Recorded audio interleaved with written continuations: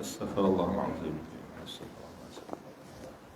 إلى حضرة النبي المصطفى رسول الله صلى الله عليه وسلم ثم الأرواح أزواجه وذرياته وأصحابه والتابعين التابعين لهم بإحسان إلى يوم الدين ثم إلى أرواح والدينا ومشايخنا ولأصحاب الحقوق علينا ولجميع المؤمنين والمؤمنات والمسلمين والمسلمات شأن الله لهم الفاتحة.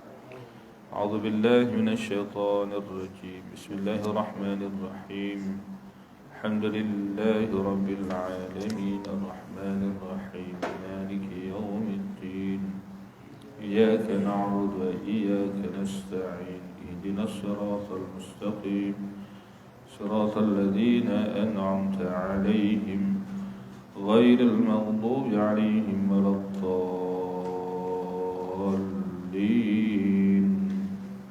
آمين.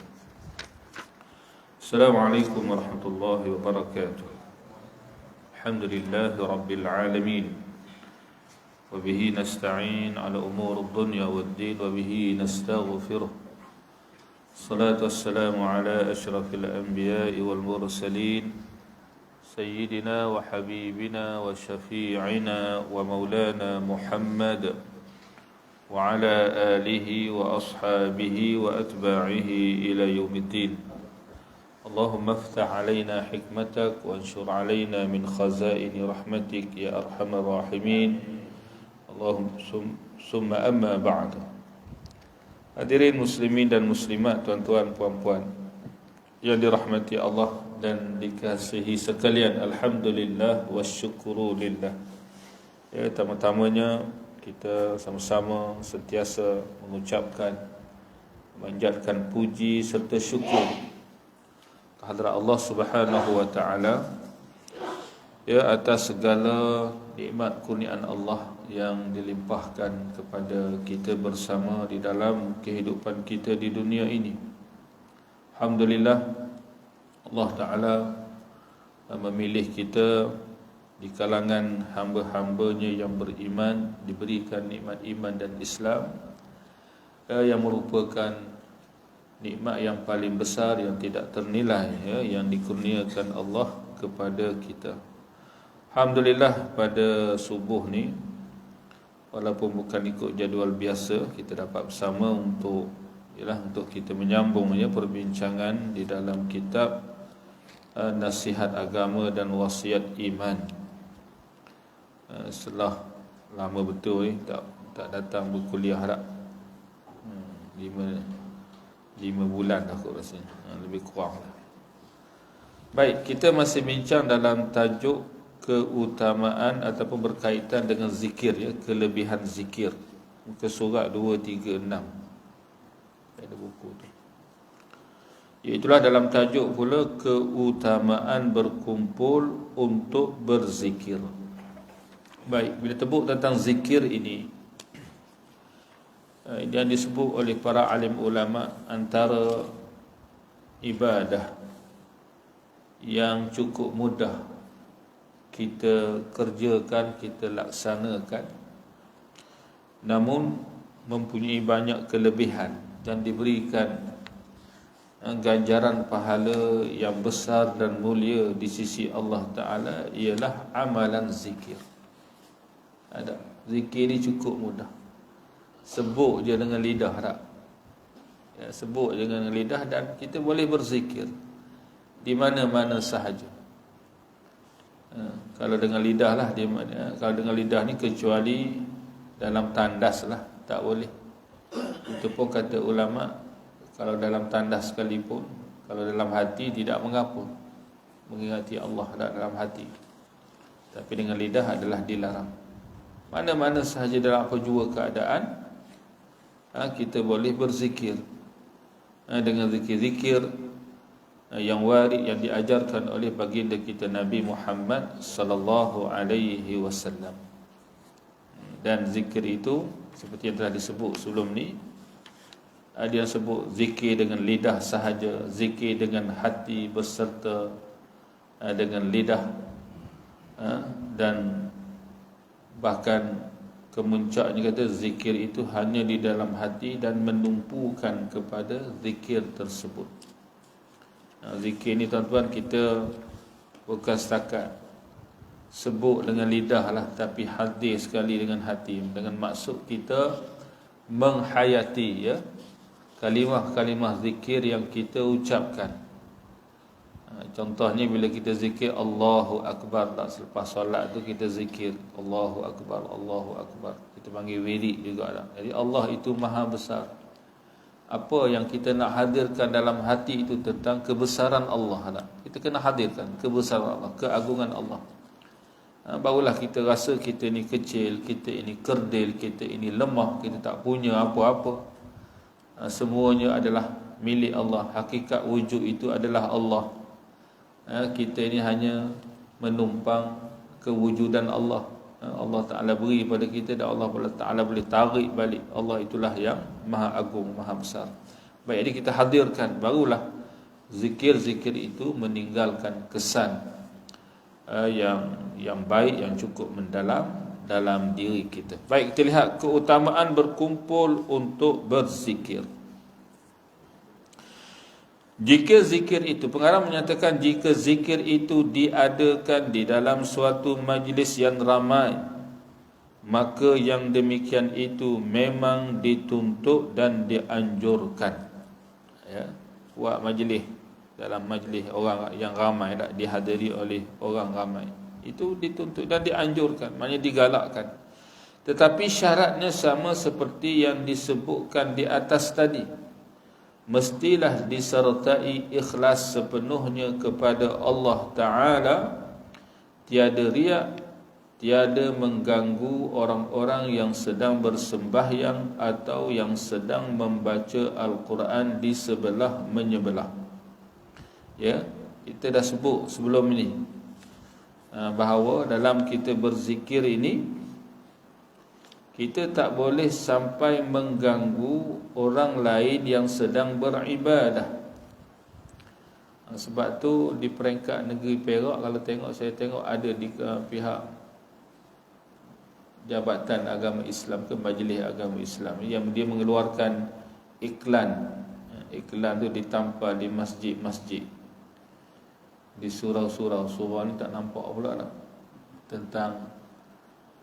Tentang peringatan bila kita berzikir, berwirid, terutamanya wirid lepas sembahyang tu, jangan sampai mengganggu orang lain yang sedang bersembahyang, terutamanya orang yang masbuk tak, orang yang tambah rakaat tu, tambah 1-2 rakaat, kita berzikir kuat.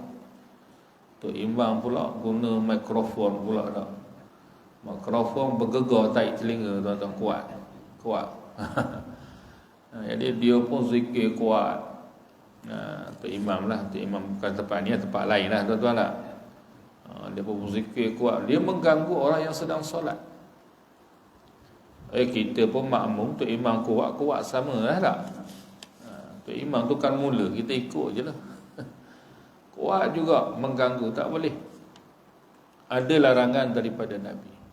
Betul juga kalau kita berzikir, jangan mengganggu orang yang sedang membaca Al-Quran. Bahkan orang yang sedang membaca Al-Quran pun disuruh oleh Nabi memperlahankan bacaan Quran supaya tak ganggu orang lain, tak ganggu orang berdoa. Orang berdoa Nabi suruh perlahankan, sehingga Nabi kata kamu bukannya berdoa kepada Tuhan yang peka dan tuli. Allah itu maha mendengar, Allah Ta'ala maha mengetahui. Doa dalam hati pun Allah Ta'ala itu mendengar. Ya, jadi itu yang disebut bahawa kita ni kena tengok sekeliling, bukan kata syok sendiri tak. Jangan kita syok sendiri, kira kita je. Jadi sebab itulah ini peringatan lah yang diberi sama untuk kita bersama lah. Ya. Jadi kalau kita berzikir ini, bukan setakat syaratnya kita dalam keadaan ikhlas lillahi ta'ala. Dia kata dalam waktu yang sama, jangan sampai mengganggu orang yang sedang bersembahyang, orang yang sedang membaca Al-Quran dan seumpamanya. Maknanya sama-sama meraihkan. Mungkin saya pernah sebut dulu, saya ingat masa saya duduk belajar di Mesir dulu. Ada satu masjid tu, ialah tu imam tu, dia adalah imam ni seorang ustaz lah, seorang tok guru juga, orang Arab ya. Dia lepas sembahyang maghrib tu saya ingat adalah 4-5 orang tu dia baru datang, dia jemaah di belakang. Tok imam tu baca kuat. Moga semangat itu jadi tok imam. Dia baca kuat. Tok imam masjid tu dia tegur. Dia kata anta, kamu yang sembahyang di belakang, perlahankan suara dia tu. Dia tegur orang dalam sembahyang tu, perlahankan suara kamu dia tu. Orang lain ada lagi duduk baca Quran, orang lain duduk sembahyang, orang lain duduk berzikir. Tadi yang baca belakang perasan kok dia baru baca perlahan sikit. Dia tegur. Kita tegur begitu bang penampar pula lah.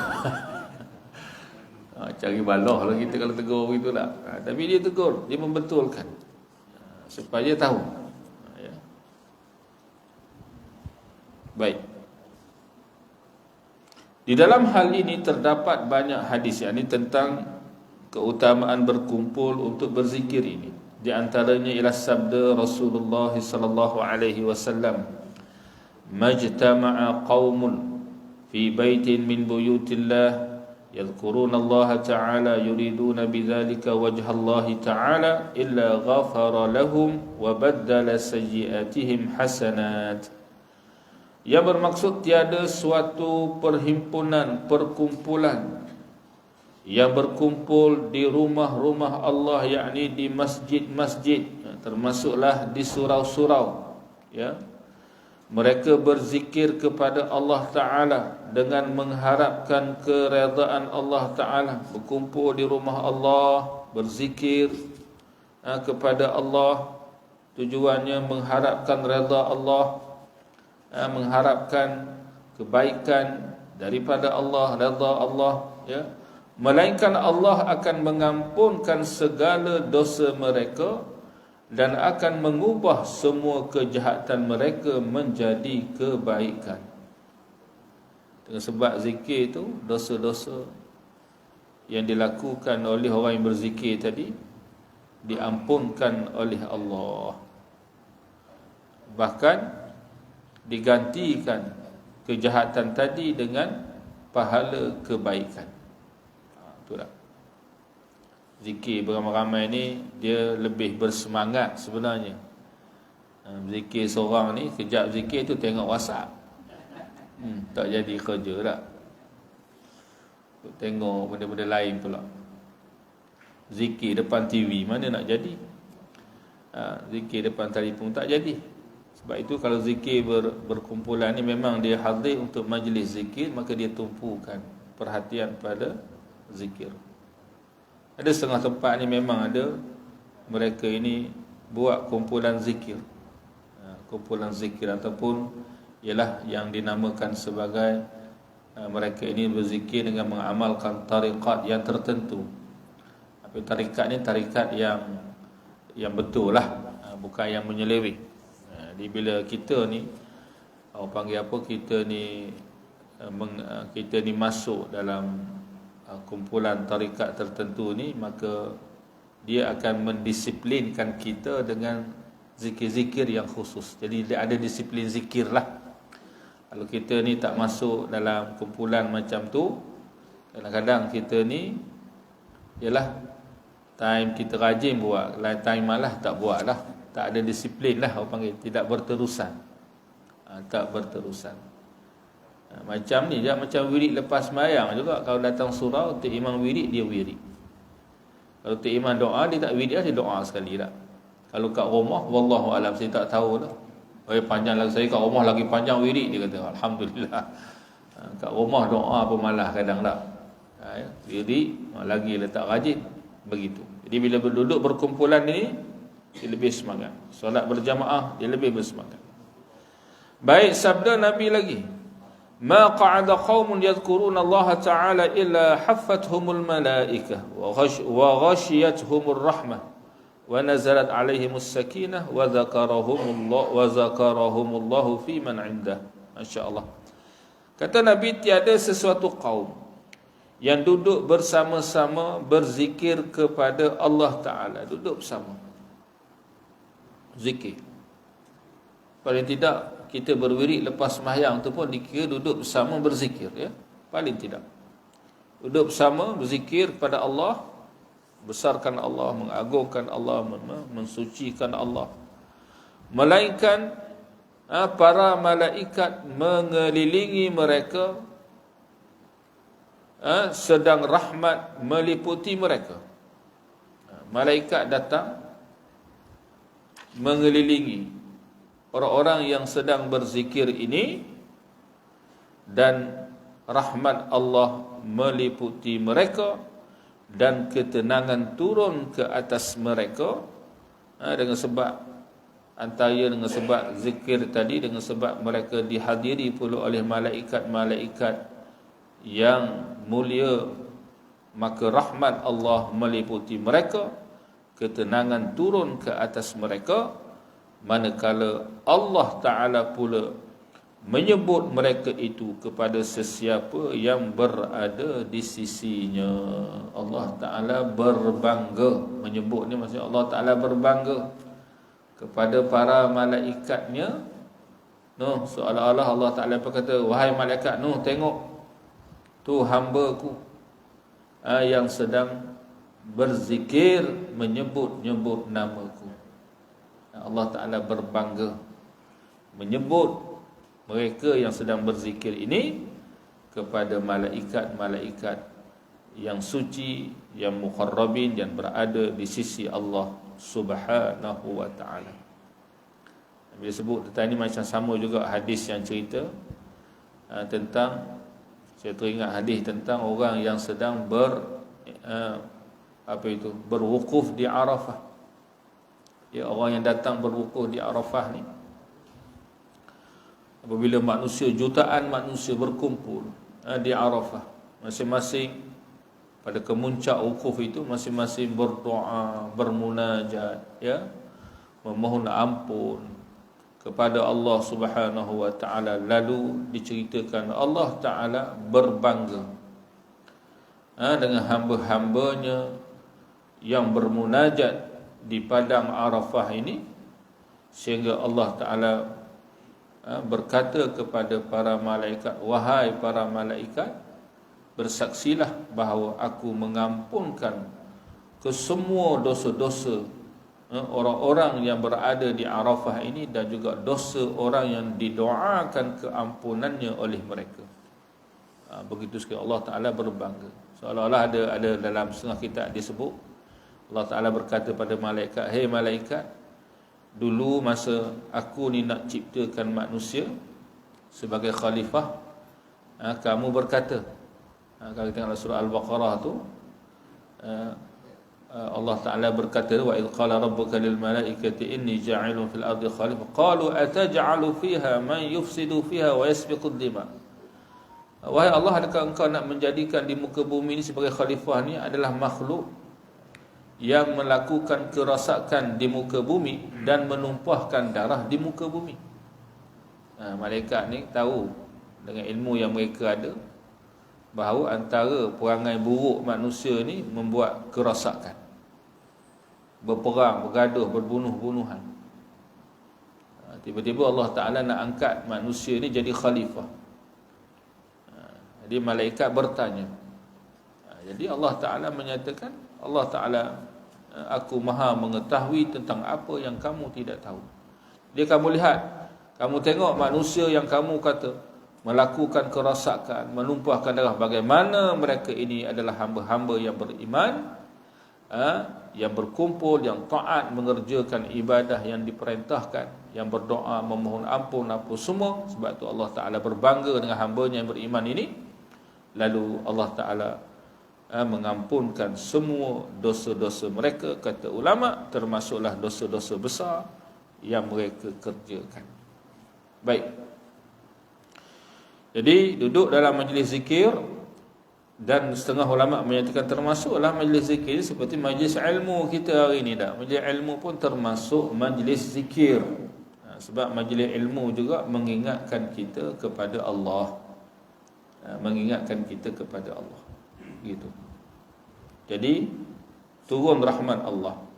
Allah Ta'ala berikan ketenangan kepada mereka. Jiwa kita ini akan rasa lebih tenang, ya, akan rasa lebih tenang bila berada dalam majlis zikir.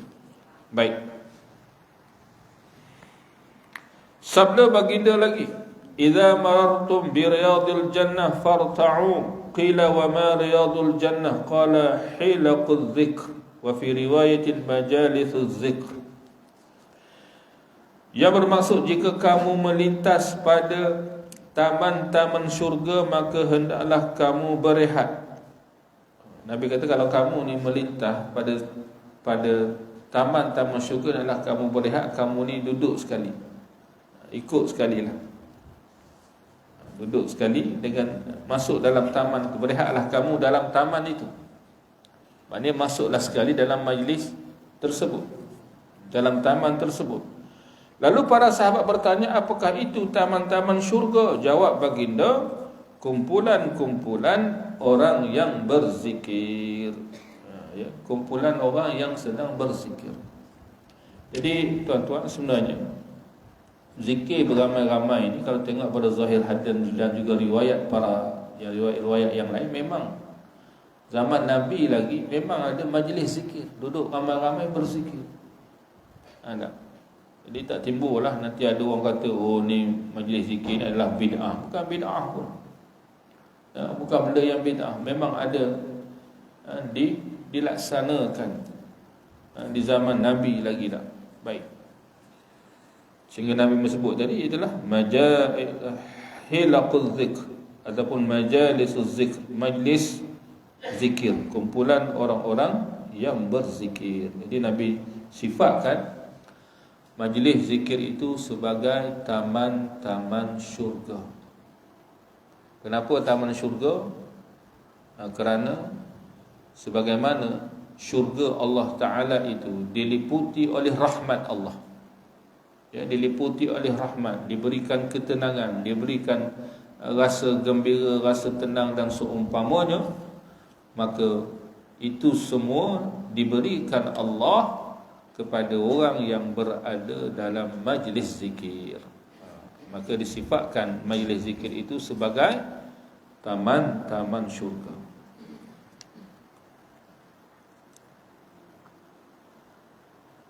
Pada riwayat yang lain, ada sebuah hadis yang panjang yang membicarakan tentang majlis-majlis zikir ini. Hadis ini bermula begini. Dia tak bawa semua lafaz, tak bawa lafaz dalam bahasa Arab, cuma dia menceritakan kandungan hadis. Hadis itu bermula begini. Allah Ta'ala sentiasa mengirim para malaikatnya yang mengelilingi bumi untuk mengunjungi majlis-majlis zikir, ya. Jadi malaikat ni dipanggil malaikatus sayyarah, malaikat peronda.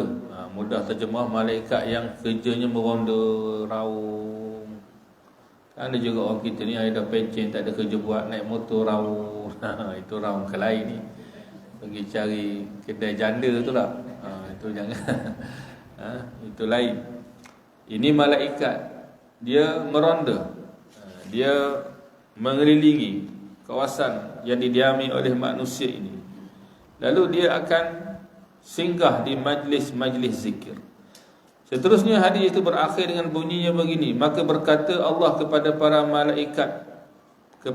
malaikatnya. Yang ni hadis ni, jadi malaikat ni, dia tengok contohnya dalam ada majlis zikir, maka mereka ni datang memenuhi ruang-ruang kosong dalam majlis zikir itu, ya. Dan jika majlis ilmu ni pun termasuk majlis zikir, maknanya ruang-ruang kosong yang ada ni, yang kita tak nampak ni, ada malaikat ikut serta. Kalau kita nampak pakat lari pula tak? Kita tak nampak, ada insya-Allah para malaikat Allah. Dan malaikat ini datang, dia mendoakan orang yang dalam majlis zikir ini supaya beroleh rahmat Allah, beroleh keampunan daripada Allah. Dia mendoakan, ya Allah rahmatilah mereka, ya Allah ampunilah dosa-dosa mereka. Lalu dicerita dalam kitab ini, Hadis ini akhirnya apa kata Allah? Maka berkata Allah kepada para malaikatnya, saksikanlah bahawa aku telah mengampuni mereka itu, yakni para ahli zikir, dan aku telah memberikan mereka apa yang mereka pohonkan, dan aku telah melindungi mereka dari apa yang mereka pohon perlindungan. Ini apa yang mereka minta, apa yang mereka minta supaya diberi, dimakbulkan. Supaya apa yang mereka minta perlindungan, dilindungi oleh Allah. Lalu sampuk para malaikat, di kumpulan itu ada si fulan dan si fulan yang banyak dosanya. Kebetulan hari itu ada juga seorang, dua orang ni yang kebetulan datang hadir dalam majlis zikir tu. Ada orang kita, macam orang kita lah dah. Orang kita ni pun satu. Kalau kawan tu baru datang sekali, dia pun kata, kamu ni mimpi apa datang ke surau? Kawan tu tersentak, sebulan tak datang. Orang kita memang macam tu lah. Janganlah, kita bukan tak boleh buat begitu. Kalau dia datang, alhamdulillah, main-main ajak, kita ni pujuk lagi tak supaya dia datang, supaya dia semangat datang. Jangan kita bagi terus bagi KO macam tu lah. Ataupun datang-datang, kamu ni mesti nak ajak apa tahlil kat rumah, tiba-tiba datang ni. Nak ajak ada hajat ni lah. Tak apalah, sekurang-kurangnya dia datang lah. Dia datang. Jadi kata malaikat dalam kumpulan tu ada si fulan dan si fulan yang banyak dosanya.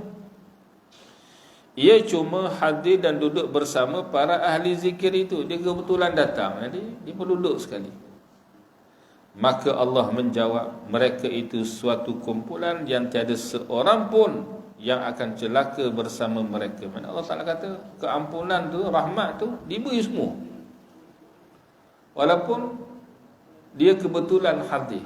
Ada kebetulan, tak rancang pun, turut mendapat apa yang Allah Ta'ala sebut tadi. Beri mereka apa yang mereka pohon, melindungi mereka apa yang mereka pohon perlindungan, dan diampunkan dosa-dosa mereka.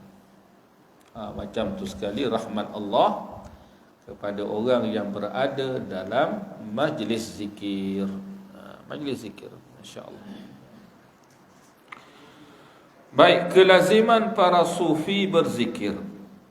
Ada ahli-ahli ibadah ni yang memang mereka ni banyak tumpu pada ibadah, dan mereka tidak hidup mereka ni, mereka tak cari dunia, kira ibadah je. Kadang-kadang mereka ni hidup mengasingkan diri, apa dipanggil ahli-ahli sufi. Ahli-ahli sufi. Sufi ni boleh sebut makna sufi ni bersih, safa, bersih. Maksud bersih itu maknanya orang yang sentiasa berusaha membersihkan diri daripada dosa maksiat. Sufi juga kata ulama, dia merujuk kepada pakaian, cara mereka berpakaian. As-sauf itu perkataan as-sauf dengan maksud pakaian yang dibuat daripada benang yang kasar. Dipakai baju tu, benang yang jenis kasar. Kalau kita tengok dulu macam tu, macam kain guni tu tuan-tuan. Kain guni tu adalah sauf. Maknanya bentuk tu, itulah bentuk pakaian ahli sufi dulu. Ahli sufi sekarang pakaian cantik-cantik dah. Dia lain. Ini maknanya itu perkataan digelar mereka ini ahli sufi. Sebab mereka ini memang hanya tumpu kepada akhirat. Tidak menumpukan hidup pada dunia, meninggalkan dunia. Sekumpulan dari ahli tarikat tasawuf lebih suka memilih berzikir dengan mengangkat suara dan berkumpul beramai-ramai untuk tujuan berzikir itu. Dia kata, ialah ada ahli sufi, ahli tarikat ni, bila mereka berzikir kuat. Ada mengangkat suara. Mereka berkumpul dan mereka berzikir beramai-ramai dengan suara yang kuat. Itu cara-caranya sudah terkenal pada orang ramai. Orang tahu kalau kumpulan ini Begini caranya. Yang lain pula lebih suka berzikir secara rahsia tanpa mengangkat suara sama sekali. Ada yang duduk diam dah, tidak mengangkat suara. Kedua-dua cara ini, kata pengarang, adalah baik dan direstui Allah Ta'ala. Jadi cara kuat pun boleh, cara perlahan pun boleh, tak jadi masalah. Semuanya adalah diredai Allah. Allah merahmati mereka sekalian dan memberikan kita manfaat dengan mereka. Sebenarnya ahli tarikat tasawuf ini tiada memandang sesuatu lebih berharga daripada berzikir kepada Allah Subhanahu wa taala. Dengan berzikirlah mereka memohon pertolongan dari Allah Taala sesudah mendirikan segala yang fardu, yang wajib, dan menjauhi segala yang haram. Mereka tiada mempunyai kerja lain melainkan berzikir kepada Allah Subhanahu wa taala semata-mata. Mereka juga menganjurkan setiap murid dan penuntut supaya mencontohi perjalanan zikir kepada Allah Subhanahu wa taala dengan menjunjung syarat-syarat dan tertib-tertib dalam menjalankan zikir itu. Ini hanya cerita ada ahli zikir ni yang ikut tarikat tasawuf yang tertentu lah. Cumanya timbullah mutaakhir ini macam perbincangan, pertikaian. Bila berzikir itu bukan setakat angkat suara, diiringi pula dengan gerakan-gerakan seperti tarian. Seperti tarian tu. Lepas tu ada juga orang yang duk berzikir ni, dia macam kerasukan. Dia macam tak sedar tak. Naik syekh. Kata naik syekh. Jadi sebenarnya kalau sampai naik syekh kerasukan, itu tak betul lah tu. Itu yang ditegur oleh para alim ulama tu. Kalau macam tu ada benda yang tak betul. Memanglah kita kata naik syekh apa semua, memanglah. Tetapi itu bukan cara. Sebab kalau dah naik syekh tak betul ni, udah dia dah macam hilang akal, tuan-tuan. Ya. Kalau orang perempuan tu dia dah naik syekh tu, dia menari-nari, kadang-kadang dia buka tudung itu apa benda kira pula tak. Dah jadi benda haram pula. Cumanya ada ulama menyatakan tidak salah ada gerakan-gerakan di dalam zikir ini. Jikalau gerakan itu boleh membantu dia lebih khusyuk dalam berzikir, ya, boleh. Ya. Contohnya saya tengok ada seorang guru tu, dia cerita lah, kenapa ada orang bila dia bertahlil la ilaha illallah tu dia ada gerakan. Dia seolah la itu maknanya dia membuang, la ilah dia buang, dia ambil dalam hati tu, dia buang. Maknanya dia gerak kata la ilah tu, dia akan macam ambil benda dalam hati, buang keluar. Maknanya tiada Tuhan, tiada sembahan, dia buang semua. Illallah tu dia masuk balik, maknanya dia anggap, maknanya dia masukkan balik illallah, nak masukkan Allah hanya dalam hati dia. Jadi dia gerakan-gerakan itu kadang-kadang membantu dia khusyuk menghayati zikir-zikir yang dia ucapkan. Tapi kalau gerakan-gerakan yang ringkas itu tak jadi masalah. Yang macam menari inilah yang ada pertikaian. Saya masa duduk belajar dulu di Mesir, orang di Mesir ni, kalau di Qahirah tu, dia ada satu sambutan. Kita sambutan Maulidur Rasul tak, biasalah. Mereka ni ada juga sambutan Maulid Sayyidina Husain. Dia ada satu masjid Sayyidina Husain, yang cucu Rasulullah sallallahu alaihi wasallam, yang dia dibunuh di Karbala di Iraq dalam perang dulu. Dikatakan kepalanya telah dipancung dan dibawa kepada pemerintah di Mesir. Pemerintah tu bawa kepala Husain dan maknanya diklaim bahawa kepalanya itu dikebumikan. Ada satu maqam dalam masjid ni yang dibuat cantik. Ini yang disebut bahawa di situlah kepala Sayyidina Husain telah dikebumikan. Jasad duduk di Iraq, kepala duduk di Mesir. Di Mesir. Jadi kalau hari memperingati Maulid kelahiran Sayyidina Husain, datanglah berpuluh-puluh kumpulan tarikat dari seluruh muslimin datang berkumpul. Lalu dalam masa beberapa hari itu mereka, kita boleh tengoklah macam-macam cara mereka ini mengamalkan zikir tarikat mereka. Yang macam menari itu biasalah, duduk berdiri itu, dia akan lenggang kanan, lenggang kiri, lenggang kangkung, semua ada tuan-tuan. Jadi itu cara mereka dalam apa ni, melaungkan ataupun melafazkan zikir-zikir yang mereka ambil daripada guru-guru mereka. Ya. Ada juga zikir tu dia ringkas je gerakan, dia sambil boleh duduk, kemudian berdiri tu pula pegang tangan dengan kawan-kawan sebelah menyebelah ni. Kemudian disebut banyak, maksudnya hu Allah, yang bunyi hu je, hu, lama-lama makin semangat gerakan pun mula-mula itu hanya tunduk kepala ya, akhirnya dengan tubuh macam rukuk lah, bangun tu sehinggalah dia hu sampailah ke muncaknya, dia balik. Jadi itu saya pernah pergilah ikut, kata ni cara mereka berzikir supaya panggil timbul zuq, timbul perasaan itu, supaya sampai dia rasa dia lebih dekat kepada Allah, begitu. Tak jadi masalah, asalkan ianya tidaklah sampai membawa kepada perkara yang diharamkan. Baik, kita boleh tengoklah komen-komen para guru tentang cara-cara zikir itu dah. Baik,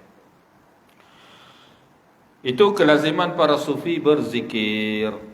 Jadi kalau tuan-tuan ni nak ikut mana-mana tarikat, ikutlah, asalkan tarikat tu memang diiktiraf sebagai tarikat yang betul. Tarikat ni maksudnya tarik, jalan. Jalan ni dengan merujuk bahawa zikir itu, jalannya itu ataupun riwayat zikir itu sampai kepada sahabat. Ada yang sampai melalui Sayyidina Abu Bakar kepada Rasulullah, ada melalui Sayyidina Umar, Sayyidina Ali. Itu mana tarikat ni dia dakwa inilah, kita kata riwayat zikir itu sampai kepada Rasulullah sallallahu alaihi wasallam melalui para sahabat-sahabat yang tertentu. Cuma jangan pula dalam kandungan zikir itu ada unsur-unsur syirik dan seumpamanya. Baik, kelebihan satu zikir kepada zikir yang lain. Ini tentang zikir ni banyak ada subhanallah, ada tasbih, ada alhamdulillah, tahmid, ada takbir Allahu akbar, ada tahlil la ilaha illallah.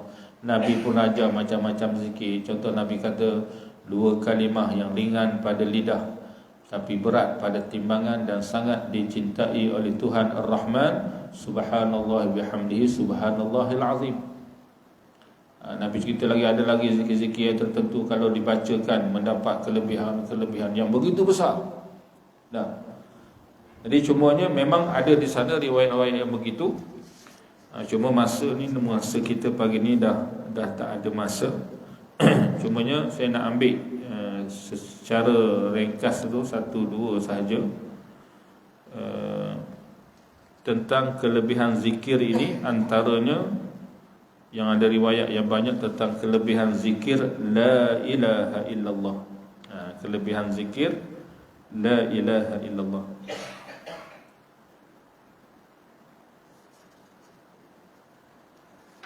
Antara ada satu hadis yang menceritakan, mungkin saya ambil 1 atau 2 hadis saja tentang la ilaha illallah. Ada riwayat yang menyatakan anna amudan min nurin waqifun baina yadayillah fa idza qala al-qailu la ilaha illallah ihtazza dhalika al-amud fa yaqulu Allah ta'ala uskun fa yaqulu kaifa askunu wa lam taghfir liqailiha fa yaqulu Allah ta'ala qad ghafartu lahu fa yaskun. Bahawa ada sebatang tiang yang dicipta Allah dari cahaya terpacak di hadapan Allah Subhanahu wa ta'ala. Satu tiang yang dicipta Allah daripada cahaya tegak depan Allah. Ya. Apabila ada manusia yang menyebut kalimah la ilaha illallah. Maknanya bila ada mana-mana orang ni berzikir dengan la ilaha illallah, la ilaha illallah, gementarlah tiang itu. Tiang cahaya itu bergegar, menggementar. Maka Allah Ta'ala berkata, diam wahai tiang. Dijawab oleh tiang itu, bagaimana aku boleh diam sedangkan engkau belum mengampunkan orang itu. Orang yang berzikir itu, yang telah bertahlil itu, belum kau ampunkan dia ya Allah. Maka berkata Allah Ta'ala, aku sudah mengampunkan dia. Lalu tiang cahaya itu pun diam. Maknanya apa tuan-tuan? Masya Allah, orang yang berzikir la ilaha illallah ni diberikan keampunan oleh Allah Subhanahu wa Ta'ala. Ya. Satu lagi hadis tentang kelebihan la ilaha illallah ni, riwayat menyatakan annal 'abda idza qala la ilaha illallah lam tamurra la ilaha illallah ala sayyi'atin fi sahifatihi illa mahatha hatta tajida hasanatan fataskuna ila jambiha. Bahawasanya seseorang hamba apabila dia menyebut la ilaha illallah, maka setiap kali la ilaha illallah itu, setiap la ilaha illallah itu melintasi sesuatu kejahatan di dalam buku catatannya, melainkan dipadamkannya sehingga ia menemui sesuatu kebaikan lalu ia berdiam di sampingnya. Ini kalau kita bayang buku catatan amalan kita ni, nak maknanya la ilaha illallah, lalu kok buku catatan kita untuk pergi kepada catatan sebelah amal kebaikan. Jadi dia lalu tu kok mana? Kok catatan kejahatan, dosa-dosa kita. Bila dia lalu kok catatan kejahatan, semua catatan kejahatan itu dipadamkan oleh kalimah la ilaha illallah. Lalu tu habis padam, sehinggalah dia tengok ada catatan kebaikan, lalu dia berada di sebelah catatan kebaikan itu. Dia tak rugilah. Sebab itulah bila kita buat tahlil orang mati apa tu, kita pilih la ilaha illallah. Tak dipanggil pun majlis tahlil tu la ilaha illallah lah. Ada tutup guru dia kata jemput tahlil, dia pun panggil dia datang la ilaha, dia ke tahlil je tuan-tuan. Nak jemput tahlil dia kata. Betul lah, jemput tahlil supaya sebut la. Tapi masya-Allah, zikir la ilaha illallah ni nanti banyak lagi sebenarnya. InsyaAllah kita akan tengok dalam perjumpaan yang akan datang. Zikir-zikir terutamanya la ilaha illallah dan juga zikir-zikir yang lain yang disebut oleh Nabi mempunyai kelebihan-kelebihan yang begitu besar, kelebihan-kelebihan yang tertentu. Jadi kita boleh pilih lah, boleh pilih macam-macam jenis zikir yang boleh kita amalkan, yang cukup mudah. Paling tidak la ilaha illallah lah.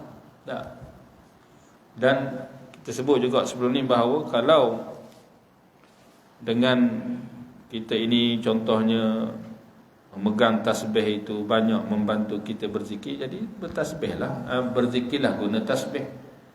Sebab awak kita kalau tak ada tasbih di tangan macam tak semangat berzikir pula. Bawa ada tasbih tak jadi masalah. Sekarang ada tasbih yang apa? Yang tekan-tekan tu lah, tekan. Jangan sampai pecah dah. Tekan ya. Sebab dia membantu. Ataupun kalau kita dah terbiasa, kita boleh sebut sebanyak-banyaknya dah zikir-zikir yang boleh kita amalkan. Wallahu a'lam bis-shawab. Ini setakat itulah yang kita sempat bincang pada pagi ini.